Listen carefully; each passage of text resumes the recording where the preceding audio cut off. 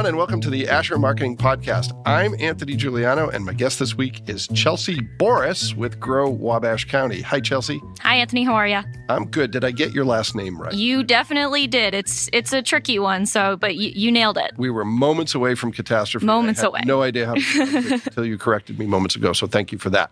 So you and I have something in common that we've talked about before, but not for public consumption, and that is our common growing up in Massachusetts. So That's tell right. me where you grew up and how did you end up in Wabash, Indiana? Absolutely. So I grew up on Cape Cod, just over the bridge in Bourne, Massachusetts.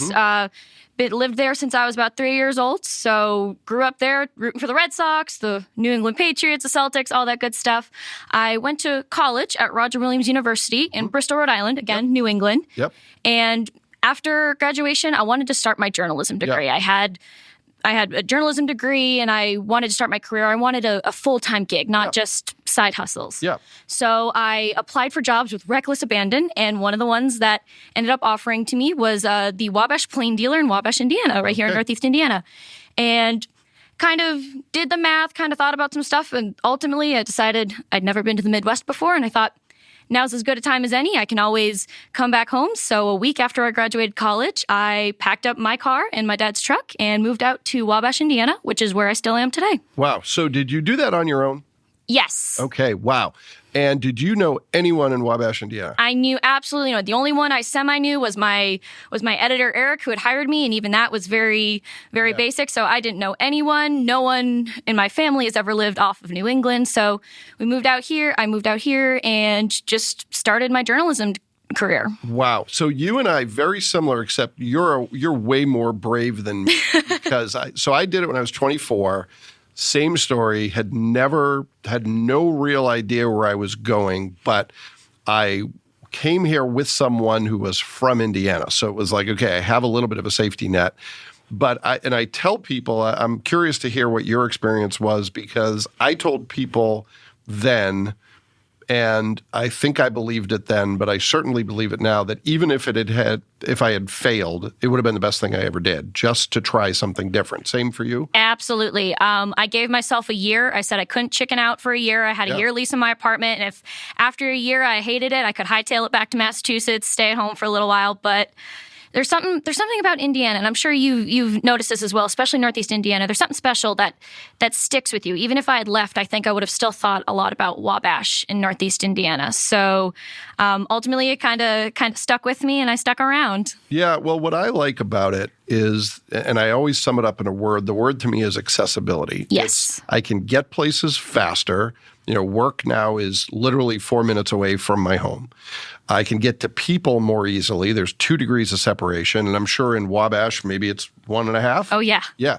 And it's the accessibility of things like discretionary income. When I was I lived right outside of Boston after college, and it was expensive. Oh, yes. And now, when I moved out here, I was able to go back to school a couple times and do things that I don't think would have been possible. There's nothing wrong with staying close to home, but for me, I think to realize my potential, I had to move away.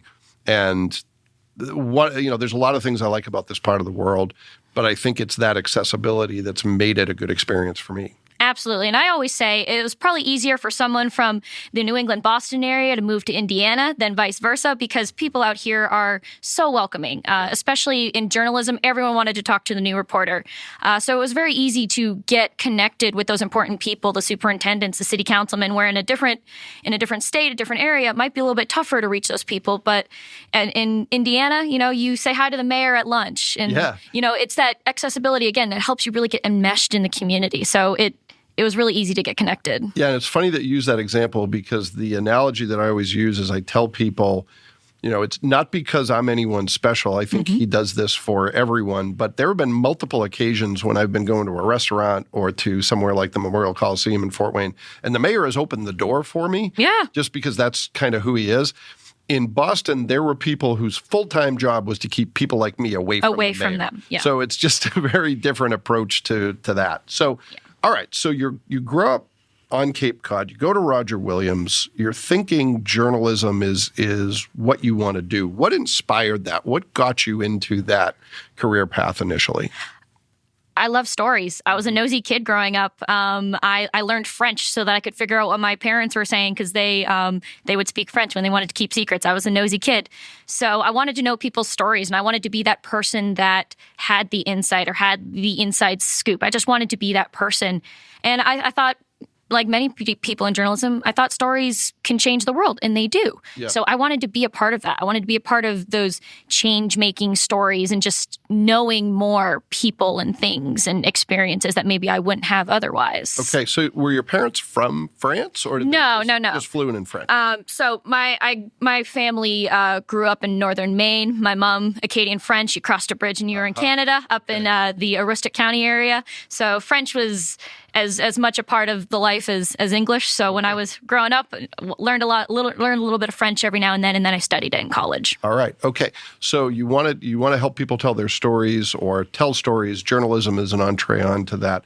And one of the places you worked was Greater Fort Wayne Business Weekly. That's correct. And I think you and I occasionally, you may have interviewed me for a story. Yes. Yeah. Okay. We've definitely crossed paths. You have a column that usually pops up at least once or twice a month, if not more, in the Business Weekly. So I recognized you very much so when we ended up chatting at Wabash County later on. But yes, I did work at Business Weekly for a while, and that was a great experience. Again, getting to know a little bit outside of Wabash. I'd really gotten to know Wabash well and kind of expanding.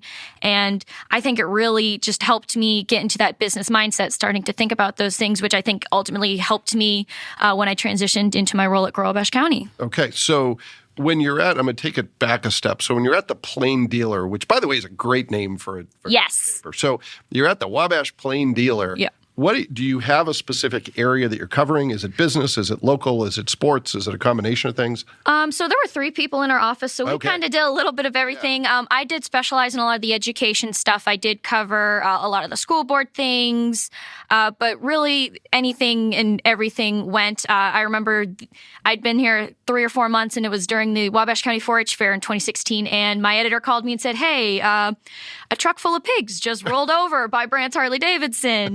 We're going to need you to cover that." And of course, me from, Cape Cod, this is never something that happens. Yeah. So really, I got a whole lot of different stuff. I did learn that I was really passionate about the education and business side of things. So it definitely really helped shape me, but I did a whole lot of everything, whatever was needed. Okay. So you went from the Plain Dealer to Greater Fort Wayne Business Weekly. Yes, I did. And then you had a break in between, and then you went back to Business Weekly, is that correct? Yes. So I ended up writing for one of the other KPC papers in Whitley County for about 6 months. Okay. They were just moving some staff around, and they wanted to make sure I was still in the loop. So I did go back to some community news reporting in Whitley County for a little bit before going back to Greater Fort Wayne Business Weekly. So it was kind of it was almost like a little break, going back to my roots and then being back on the business side again. Okay, so same parent company, just a different location. Yeah, just moved around a bit. And were you living in Wabash the whole time? Yes. Okay. I stuck with Wabash. So did you go right from second stint at Business Weekly to grow Wabash County? Yes. Okay, so what instigated that change? Sure. Again, loving the idea of stories, but also just kind of wondering, I was starting to write some of the same stories, and every day kind of started to blend into each other. So I started just wondering, I wonder if there's another way for me to use these skills, this gift I have, in a different way, in maybe a way that's a little bit more localized or impactful. So I kind of just started looking around, seeing if there were other options for ways to still use writing and communication. And lo and behold, in my own little town, Wabash County was opening up a new position. And I love Wabash County. That's why I stuck around even when I was working up here. So I thought, this is it. I love Wabash County. I really think I can use my skills to give something back to Wabash County, which had already given me so much in the 4 or 5 years I'd lived here. Awesome. So let's talk about Grow Wabash County for those who are unfamiliar with that entity. It would have been called years ago a Chamber of Commerce, correct? Yes. Right? So how has that evolved, and what is the organization charged with today? Sure. So Wabash County is actually the Chamber of Commerce and the Economic Development Group of Wabash County. They merged in 2017. Mm-hmm. They were kind of working on, they already had a shared position. They already had a shared office. They were working with a lot of the same people. So in 2017, they started that conversation of melding them together. So we we do a whole lot in Wabash County. We revolve around 5 pillars of service: investor services, entrepreneurship, workforce development, business development, and livability. And that covers a lot of ground. We do everything from working with businesses internationally and domestic to take a look at Wabash County if they're looking to expand or relocate, sort of that they call it chasing smokestacks sort of idea, but also building the business community from within with entrepreneurship. We've got entrepreneurship all the way down to our middle school and high school students, all the way up to adults, and we just We often joke that we probably need to say no more than we normally do, because we love Wabash County. Me, Keith, and Tennille, who are the 3 of us in the office, we love Wabash County, and we love the thought of growing a prosperous Wabash County. That is actually our mission statement. So if there's an opportunity and we have a little bit of room in our calendar, we usually try to jump in. So we do run the Leadership Development Wabash County program, which you have graciously been a part of. Well, thanks. You guys are awesome to work with, and I love doing it, so thank you. It was a good time. And we also provide a lot of the chamber services that a lot of businesses still like. We have a small business advisor that comes in, Wesley Shy, if you know him. So he comes in every so often, and we'll talk with people that are just starting on their business, maybe wanting to change something about their business. We do a lot of the events that have been really popular with the chamber. We had our annual dinner celebration a couple weeks ago, which was a really great turnout. We celebrate Business of the Year, Volunteer of the Year, and we kept the tradition of the Distinguished Citizen of the Year, which is a top secret award. No one even knows who's on the committee to choose it. So a lot of people really worried when we merged that those things would go away, but we've really committed to keeping those. We do a salute to agriculture in March, our honor student luncheon.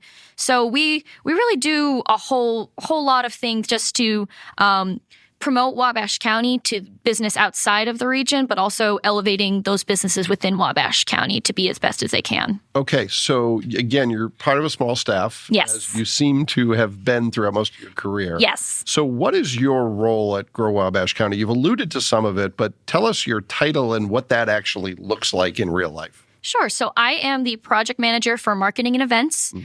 So any communication that comes out of our office, whether it be a press release, social media, really anything, if it's written, goes through me or is usually written by me. I also, again, run a lot of those events through the chamber.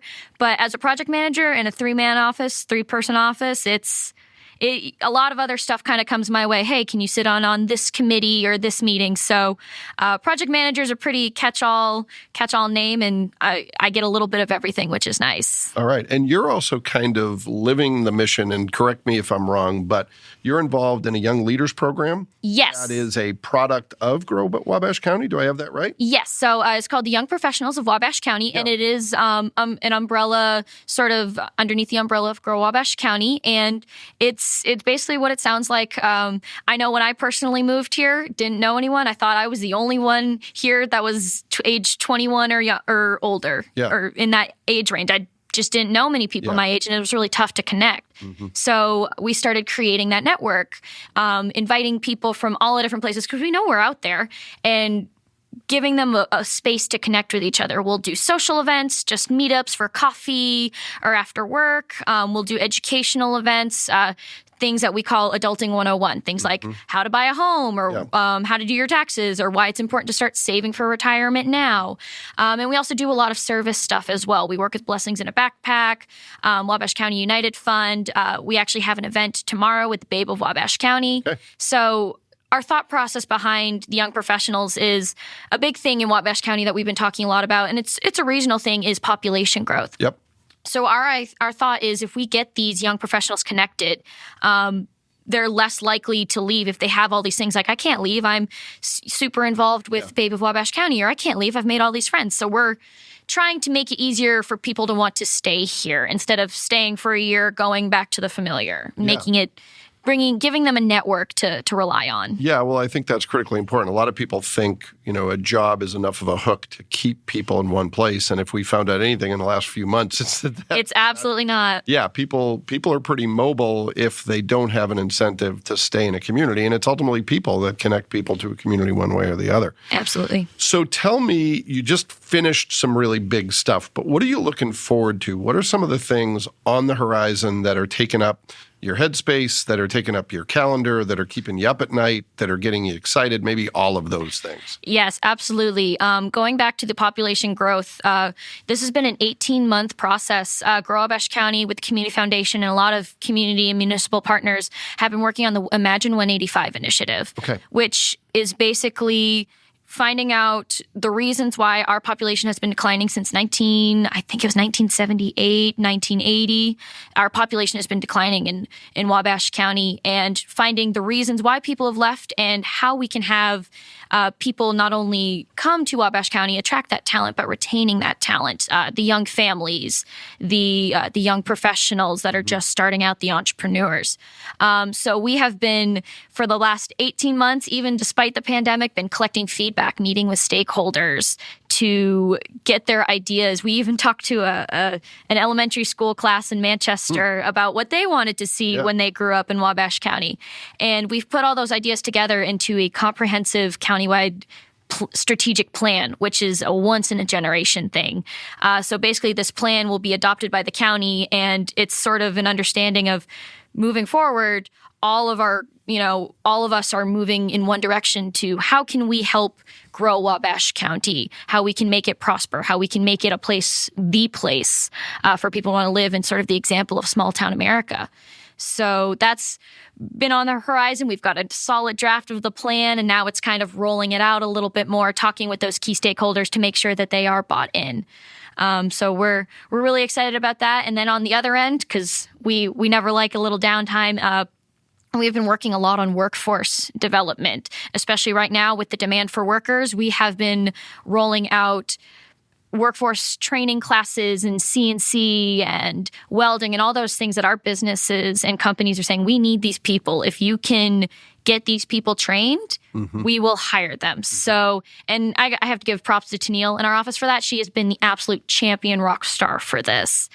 But so those two big things are really the two that we've been working on right now. But every day is different. So the Imagine 185, where's that name come from? So Imagine 185, 85 comes from our county number. Okay. It's 85. So it's imagining a single 85. And actually, funny enough, through our research, we've been working with a company out of Columbus, Ohio named Planning Next. They actually said that if we wanted to reverse the population loss that we've had in the next 25 years, if we actually add 85 or more households to Wabash County each year, then we will have recouped all of that population loss. So it was really funny how that kind of all came together. But yeah, so it's taken on a new meaning since then. Well, it is an interesting part of the state because you've got almost like two county seats. You got Wabash, which of course is the county seat. Yes. But then you've got Manchester, which has the college, and you could see where there's maybe some not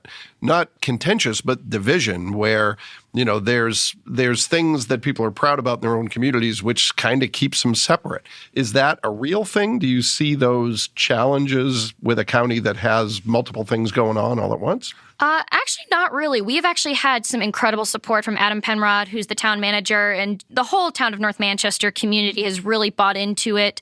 And there have been quite a few conversations with Manchester University to get them enmeshed. So where there could have been challenges of, well, we're doing our thing, you guys can do your thing, they have definitely jumped in both feet. They were some of the earliest ones saying, yeah, we're one county together. Let's find out how we can bring all of this together and make all of us grow. A rising tide raising all ships. Well, that's great. Well, that's awesome. And it is good for you to give a shout out to Tennille because she is great, as I mentioned. And Keith is a great guy too. He came from the economic development side. Do I have that right? Yes, he did. So he grew up in Noble County. So he is a Northeast Indiana native. And yes, he has done economic development in LaGrange. I believe he was with Okra for a little bit. But yes, he has been in the economic development background, and he had come in as the new economic development director for Wabash County after Bill Kanya had left. So yes, he was the economic development person at the time and was really key in that merger for Wabash County. So he kind of saw it through that merger, and he's still there today. And yes, he is the driving force behind everything we do. So he's been a huge part in this. All right. So we're going to pivot, Chelsea, to what I call the speed round of the show, where I ask you 3 questions that are similar to some of the things we talked about. I'm actually going to throw you a curveball with one of them and talk about something a little different. But be as concise as you want. You can be expansive. It's not necessary that you answer them concisely. It's just a tricky way of me revisiting some of the stuff that I think is interesting. So let's talk about career path. You have made a change in your career in terms of where you thought you were headed and where you ended up. You made a huge change in terms of geography. What have you learned in all that you think is useful for other people? What is your best advice when it comes to building a successful career? I actually read a quote when I was applying for jobs in college, and I believe it was attributed to Richard Branson, but you never know on the internet. But it said, if you're offered an opportunity that really excites you, even if you're not sure if you know how to do it, say yes, and then figure it out as you go. Yeah. So that was very much what I did. I said yes. I didn't know anything about the Midwest, but as soon as you say yes, you start doing your homework and you start preparing and starting to figure out those ways so that you can do the job. And I think that's happened not only me moving out to the Midwest, but also with my career. I went from journalism to a more marketing and communication side, which I was familiar with, but I hadn't had schooling in. So it was one of those things where I took that opportunity and took what I knew and meshed it with some things I could learn, and here I am today. So. Well, and sometimes it takes someone else to see that potential in you. I mean, the story that I was an English major, and I couldn't even tell you what marketing was when I was applying for marketing jobs. Past employers, I apologize. Sure. But there was a woman, Karen Manis, who saw potential in me, hired me for a marketing job at Parkview. And that gave me the confidence to say, okay, if somebody else thinks I can figure this out, I can figure it out too. I think that's super important for young people to hear because you've experienced it, I've experienced it, but when you're living it, it can be, a little scary. Absolutely. And again, Keith and Tennille, they had the faith in me to hire me on, even though they were fully aware that I was a journalism major, and they took that chance on me, and I owe them everything for it. So, we've all learned a few things along the way. I think I brought some things to the table that they hadn't thought about before with their marketing. And then there were some parts on their end, because they are community development based, saying, hey, let's knit this together. So they took a chance on me, and it's been great ever since. Well, and I think it's, one of the advantages of not being from the same background, both geographically and career-wise, is you bring a different perspective. You're going to see things that to you, might seem obvious, but someone else, they can't see it because they're so locked in and they almost know too much.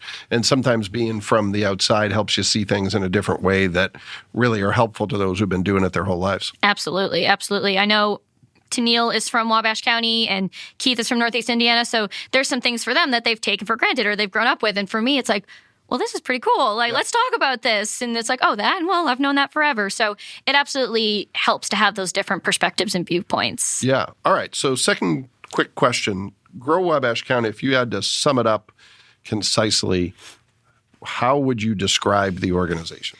Grow Wabash County is an organization that focuses on the growth of Wabash County in all its facets. Business growth, population growth, the growth of its people, growth of education. So again, like in our name, we want to grow a prosperous Wabash County. All right. That was very well said and very concise. Good job.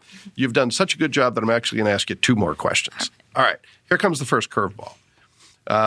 What do you think people back home misunderstand about your life in the Midwest, about Wabash, about Northeast Indiana?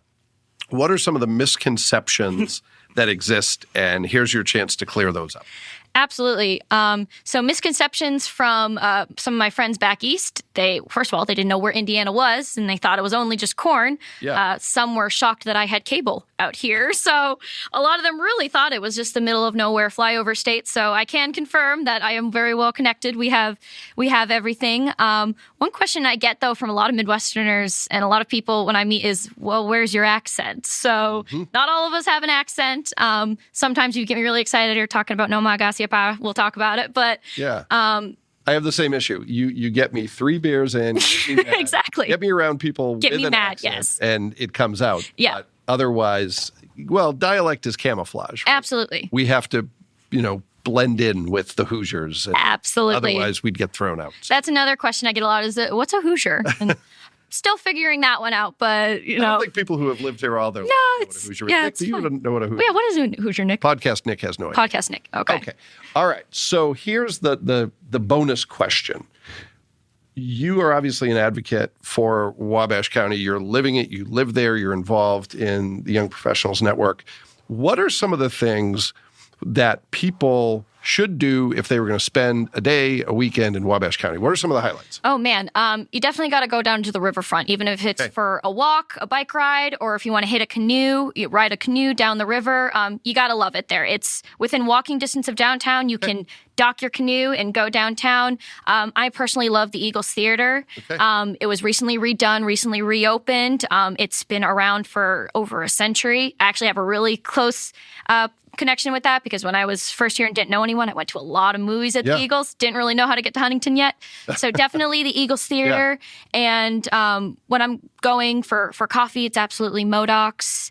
And I mean, there's a lot of great places to eat. I'm partial to Habanero Grill at Mexican, but 20 is a great place to go for a night out. But there's really no wrong way to do Wabash County. And there's plenty of opportunity to kind of make your own adventure out there. All right. Well, every time, and again, thanks for the partnership over the last few years. It's been great working with you guys. But every time I go there, I'm in a rush. It's like I got to do the thing, and then I have to leave and get back to work. But someday I'm going to come there when I'm not in a rush and see all these great things that you've talked about. Absolutely. We'd love to have it. We'll show you around. We'll take an afternoon and show you around sometime after an event. Done. Let's do it. Well, Chelsea, thank you so much. This was great.